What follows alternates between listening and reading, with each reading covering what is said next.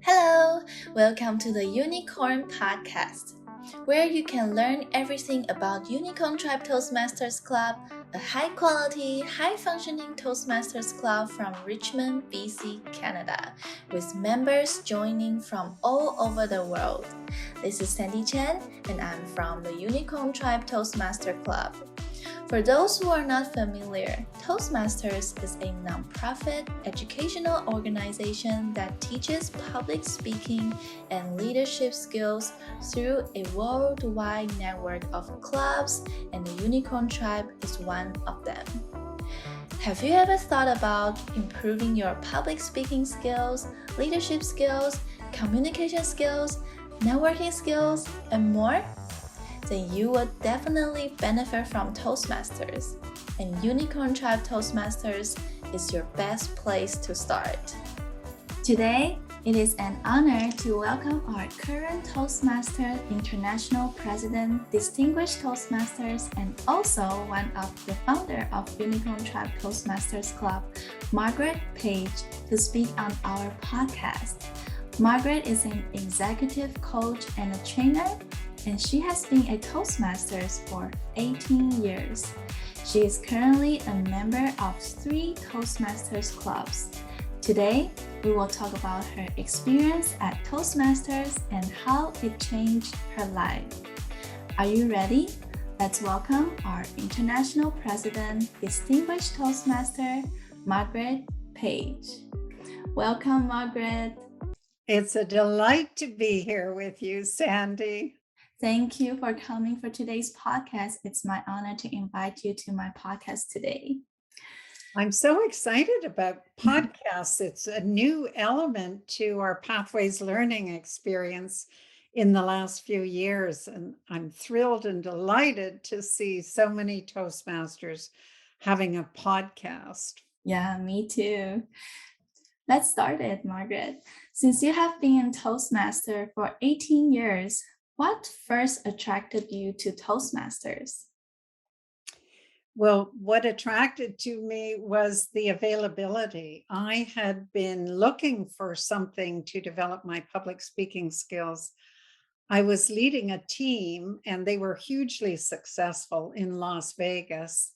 And I was invited to speak at an association event where there were 1,700 people to share my team's success. And I just couldn't even imagine how to do it. And I declined that experience. But when I went to the event with my managers all sitting around and someone whose stores came second to ours coming number one, they looked at the speaker and they looked at me, and I was so ashamed that I was unable to share their story. So I knew I had to do something about it, but I was still traveling at that time. And so every time I explored Toastmasters, it looked like you needed to be a regular there. And so I didn't walk in the door until I moved back to Canada and then had that opportunity. I thought, now's my chance. Now's my chance. Wow, that's very inspiring. And what keep you motivated to be a Toastmaster for this long time period? I keep growing. There's always another door to open up, another door of opportunity to open up, to build skills, to make a difference.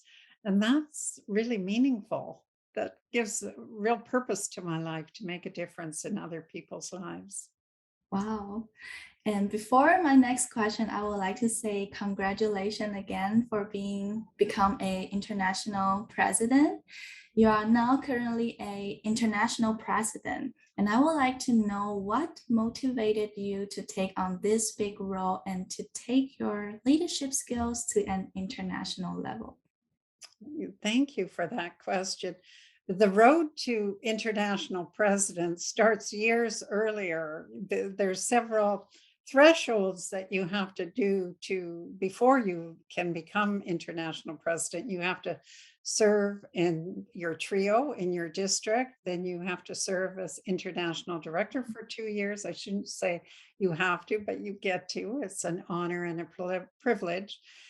And then the second vice president, if you're elected at second vice president, then your direction is the path is forged. You're on your way. As long as the members continue to support you, then you will be president. So I've had second vice president, that was the big threshold. So second vice president, first vice president, international president elect. So I've known for 4 years that I would be president on August. I didn't know what date until we had the international convention. So it's been many years of growing and learning to be capable of serving as international president. But when I was international director, I knew that there was an opportunity to run for second vice president a year into the future. And I thought I was the best person to do the job. I thought I had the skills, what it takes. I had a global perspective. I had some great vision for the organization moving forward. And so I was very committed and very passionate about serving in this particular role. But I knew it's the members' decision who they choose. And I'm very thankful that the members supported me on that journey to become second vice president. Wow, that sounds like a really big effort to put into this role, and then you have to prepare long time ago to become this big role. I'm really proud of you. Well, thank you. Of course, when I served on the District 21 trio, I never had that vision to be the international president. There are people, Toastmasters, that are. I spoke to a gentleman about 6 months ago, and he says, I'm going to be the international president of Toastmasters in 2035, providing so he's already got 10-year plan. That was not I only saw as far as the headlights of the car, but I knew I would get to somewhere good, wherever those lights were going to stop. But, I just focused on the job at hand. Can I do this? Can I serve? Can I make a difference? If I felt that I couldn't make a difference, then I wasn't prepared to step into that role.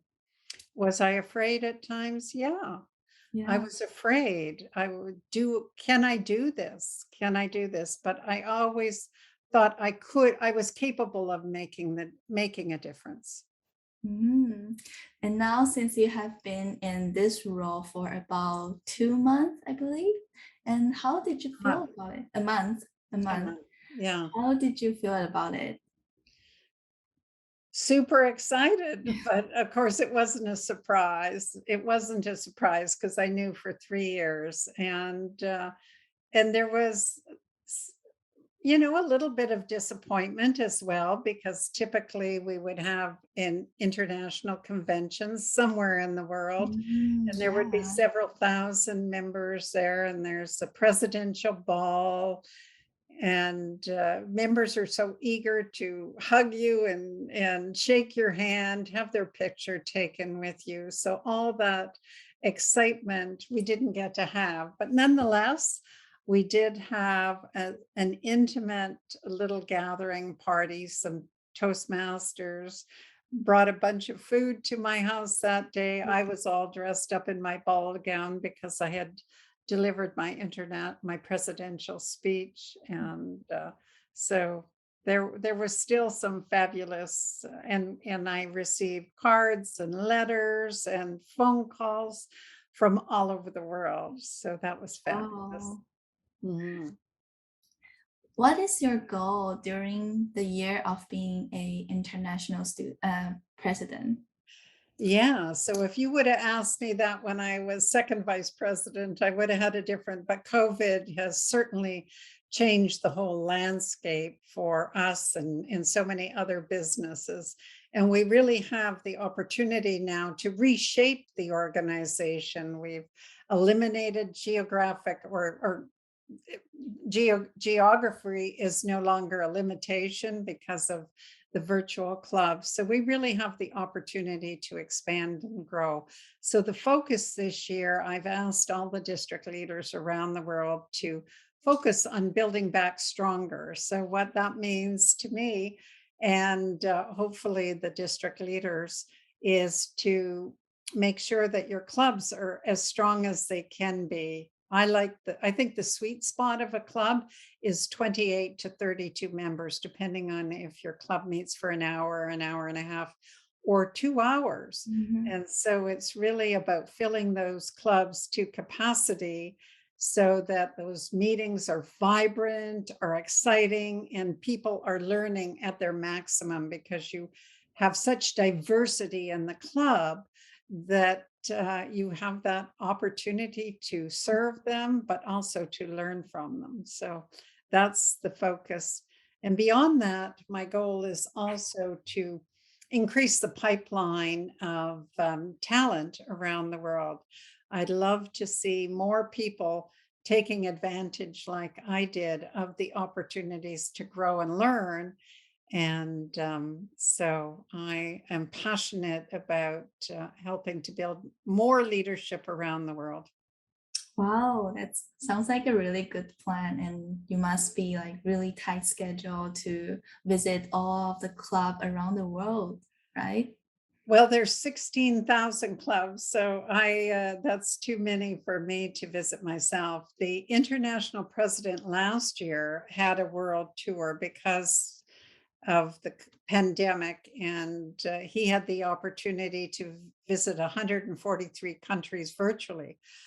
We were expecting that this year we would be meeting again in person. So I opted not to do a world club tour this year, but instead I'll be speaking to district leaders around the world. So there's 360 district leaders this year, and I'll be reaching out to each and every one of them sometime this year to thank them for their service, acknowledge their efforts, and to learn and grow with them as well, support them in helping them be successful. Wow. There will be a lot of meetings around, and Yeah. hopefully the year we can go back to normal and then to meet people in person. As It's soon- one of the best parts of the job, Sandy, Yeah. is meeting members around the world.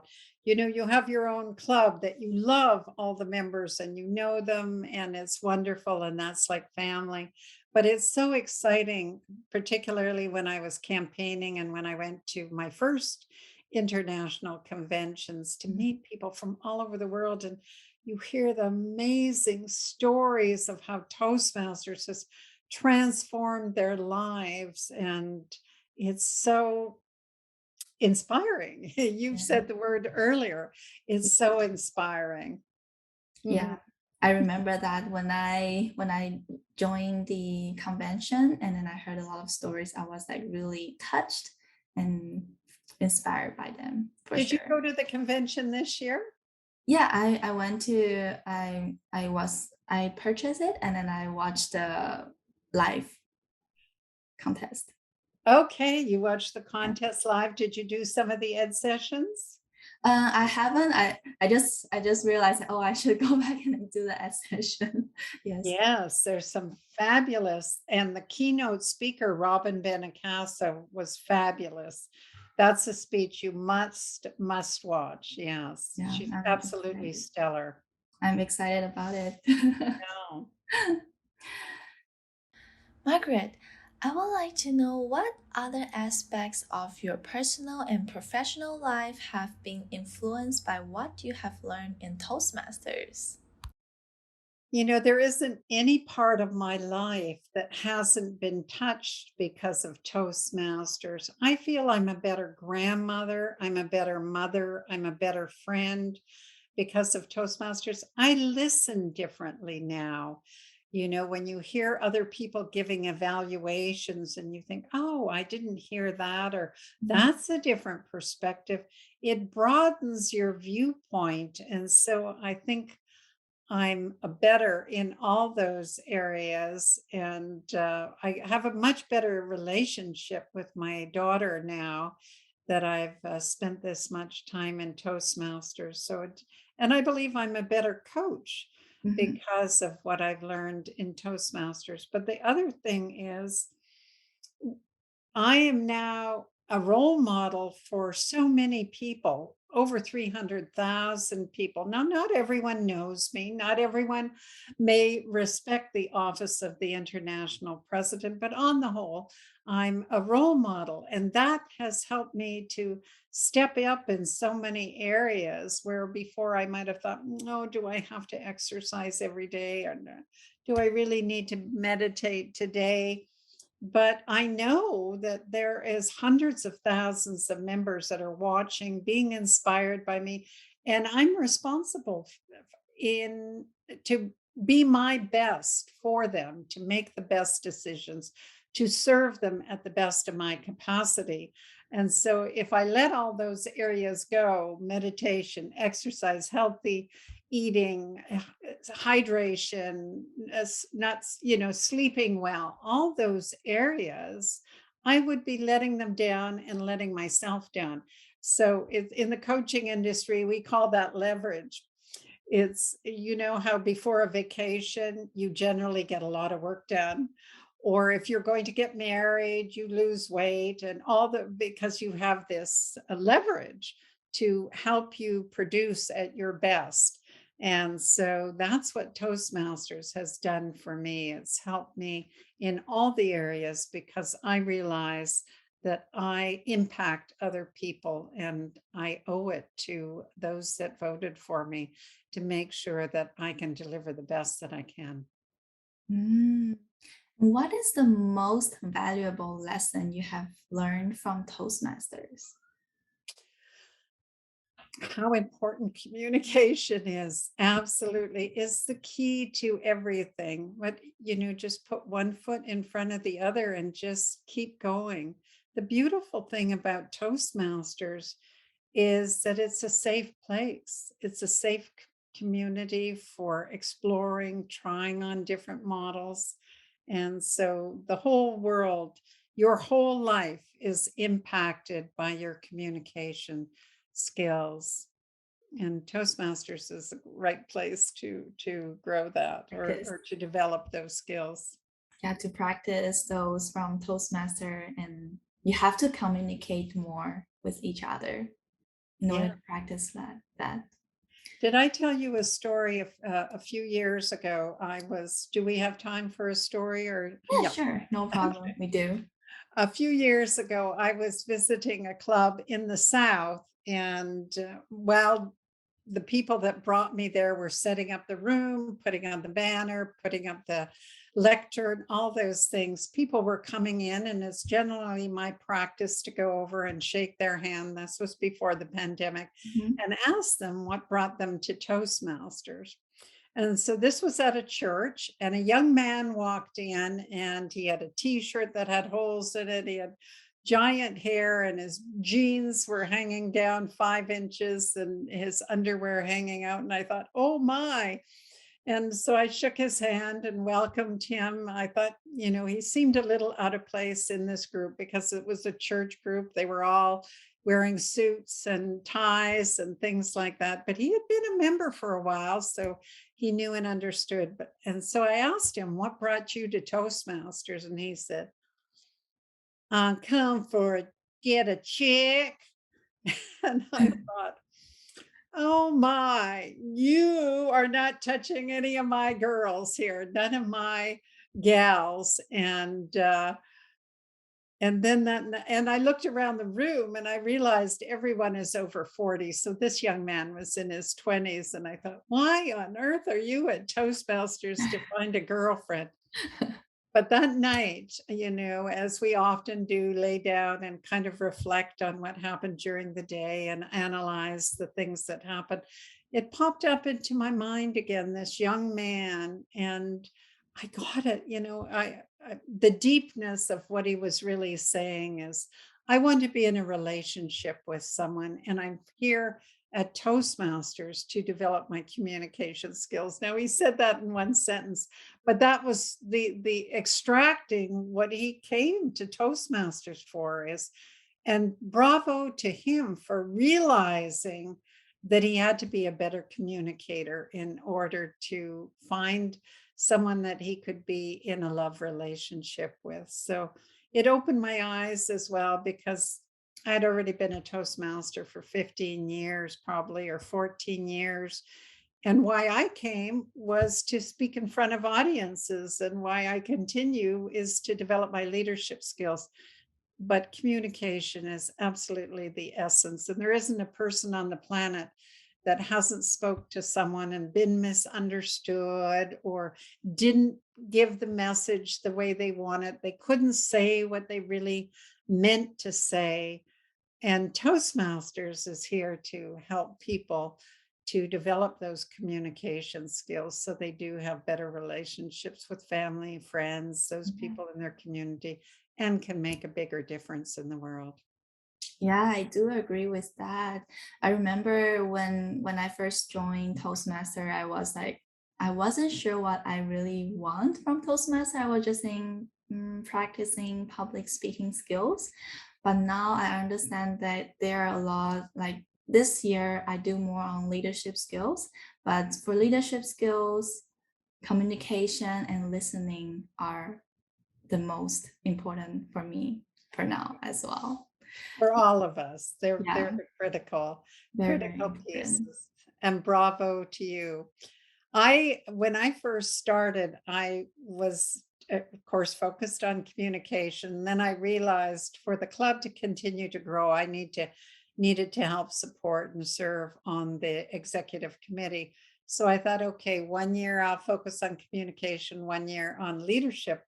And I did that for about 4 or 5 years. And then I realized, gosh, when I step up for leadership, I have more speaking opportunities than when I was just focused on communication. Because as the leader, you're asked to do so many other things, as you know, you're VP Yes. education. So you get to speak far more often than Yes. when you're just when you're a member. Yeah. Yes, I realized that recently after I become an VP of education, I was pushed to speak more to members and I was like, oh no, what should I do? Should I go? Because I was a bit nervous and afraid of talking to people, but now I'm getting there. Yes, you're opening up. You're just and we don't know. I saw something the other day that was so beautifully written. It says we don't know what the butterfly will look like when it's still a cocoon. And that's so true. When you keep working and you keep working, you don't know what magical things will happen in your life, but you can bet that they'll be way beyond what you could imagine for yourself. Yeah, yeah, I agree with that. So during your experience in Toastmaster, you have been a mentor to many proteges. What is your experience of being a mentor? What have you learned as being a mentor? Being a mentor is each experience is so unique, so different, and support that mentee to the best of your ability, but go above and beyond what you had imagined. Just if you just go by the checklist of what a mentor's all about and what they're supposed to do, you're going to be limited by the experience. But if you think beyond there, what else can I offer? What else can I share? How can I support this individual in their growth?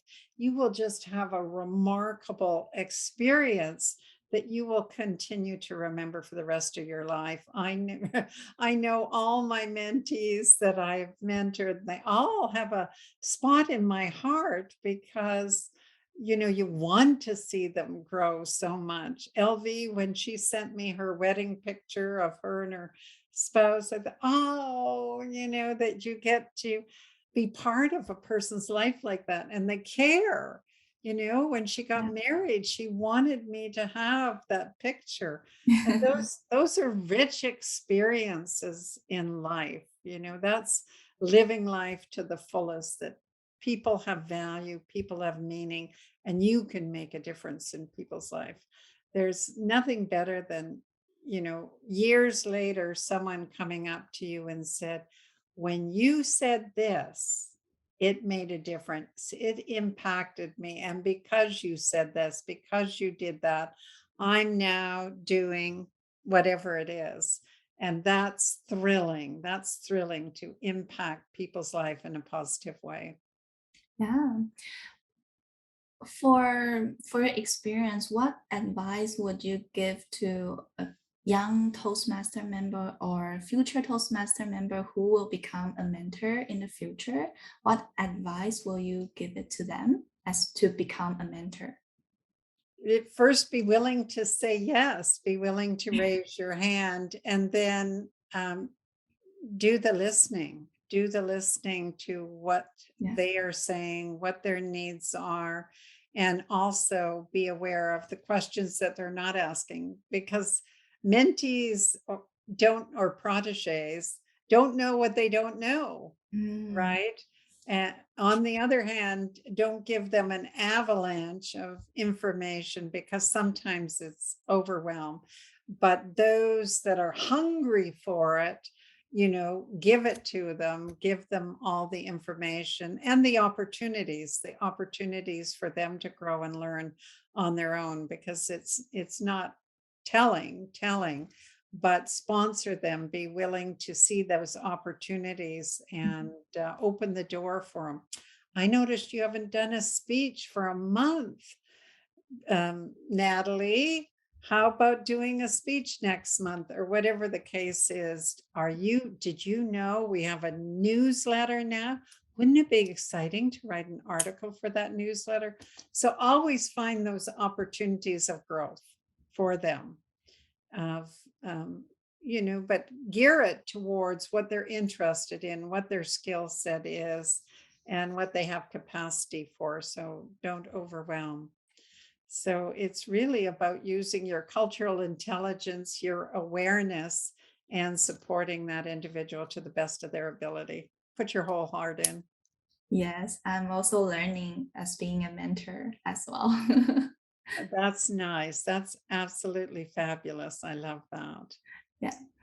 What piece of advice will you give to young Toastmasters like me or for whoever haven't joined Toastmaster? Well, you're an exceptional young Toastmaster, because you've you were never afraid to raise your hand. You or your mentor did such a great job with you that he helped build the strength underneath you, the strong foundation for you, that you were willing to step into whatever door that opened. I haven't seen you say, no, I can't do that. You've always raised your hand and known that there'll be others there to support you. And so you're a rare Toastmaster. Not everyone is willing to do that. But that's would be my advice and encouragement, is every opportunity you have, raise your hand and say, yes, I'm willing. Because no matter what your big, bodacious goal is in life, no matter what it is you want to achieve, if you want to write a book, if you want to be an entrepreneur, you want to be a minister, you want to be a movie star, whatever it is you want to be, the skills that you learn in Toastmasters will help you get there. I haven't heard of a job, a career, a goal that Toastmasters won't help them get there. However, if you say no all the time, then you can't test yourself. You can't see how well you can grow. And then when those doors of opportunity outside a Toastmaster open up, you won't be ready for it. Mhm. So, be willing to step into that unsure footing and find your wings, as they say, find your wings. Yeah, that is right. That's always in my mind. Like you and other experienced Toastmaster member, they always say that if you don't go for it, then you will never know. And then that's always in my mind. So I was just like, yeah, maybe I will just go for being a VP of education. Otherwise, I will Absolutely. never know what I cannot, what I never know what I can do and what I can do. That's right. And then you could be club president and then be area director, right? Yes. Future Those are, plan. and those are fun opportunities. I remember my first time I was only area director once, but I got to go to communities that I'd only read about because I had moved to British Columbia a couple years earlier, but I hadn't been to Whistler, I hadn't been to Bowen Island, and those were all in my area. So I got to visit those places, those cities, meet those people. They were fantastic experiences, absolutely wonderful. Was I afraid? Yes, once I got comfortable in my own club, that was my comfort zone. But then to speak into a new room with new people that I didn't know, whoa, that was another threshold. So always another threshold, another threshold. And why do we set high goals? It's the people we become because we're willing to set high goals. You set a 3-inch bar, that's easy to climb over, but set a 3 feet bar, that's a tough one to climb over, but you will be better as a result. Yes, and then I agree that in Toastmaster is really a good place for you, for us to practice and without any blaming from other people. Because if you are outside of the world in the workplace or at school, you are easy to get blamed from your boss or your manager. But Toastmaster is really a good place for us to practice everything. Yeah, to test yourself, to test yourself. We're going to help you. We will not let you fail. We will, you will continue to grow. There's only not moving forward as fast as you thought you might, but there is no failure. Yeah. Now we are almost at the end. Here I would like to ask one more last question. As one of the founders, what are the things you are most proud of Unicorn Tribe Toastmasters Club? I'm so proud of the diversity in our club that we have. I think there's something like 8 DTMs, but we have very new Toastmasters as well, people that have just joined us. We have a broad range. We have people that are quite young, and we have all the way up to my age. So, and everything in between. So that diversity helps us learn on so many levels and helps us be able to communicate with people at so many different levels because we have a better understanding of their perspective.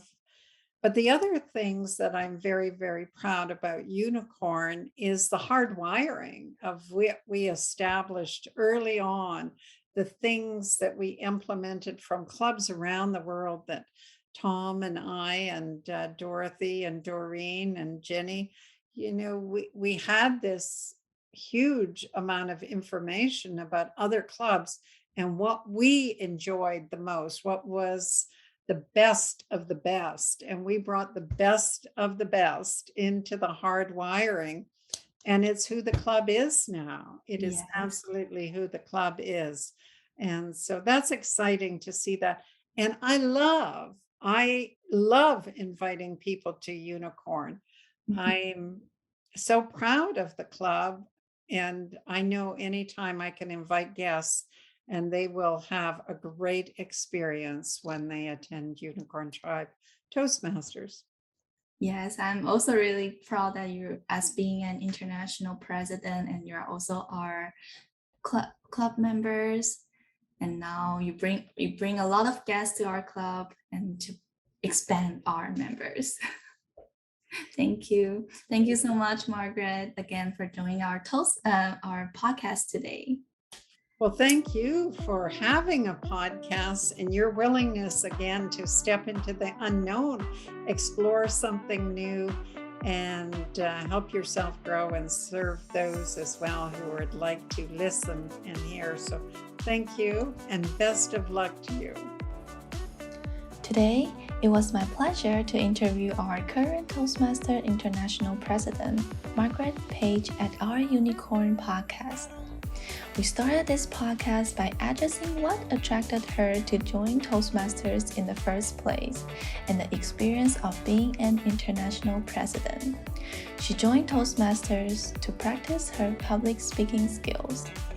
During her 18 years at Toastmasters, she has been enjoying the opportunities to grow, to build skills, and to make things differently from various people. It has been about a month since Margaret Page has been appointed as International President. Throughout years of getting familiar with this big role, she was finally confident to take this responsibility to lead. Due to COVID, she wasn't able to celebrate this excitement with people face to face, but she was grateful for those who supported her throughout this journey.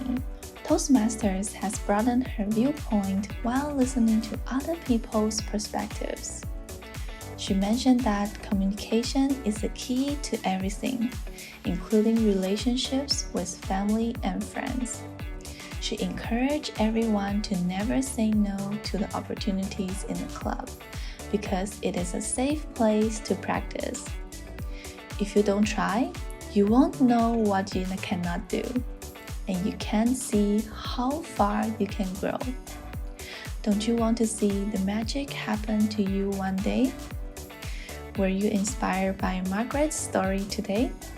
Would you like to begin your new chapter and create a new story at Toastmasters? The Unicorn Tribe Toastmaster Club welcomes everyone to visit and join our club. Follow us on Facebook, Instagram, Twitter, Meetup, or LinkedIn, and contact us for more details at unicorntribetoastmasters@gmail.com. See you next month.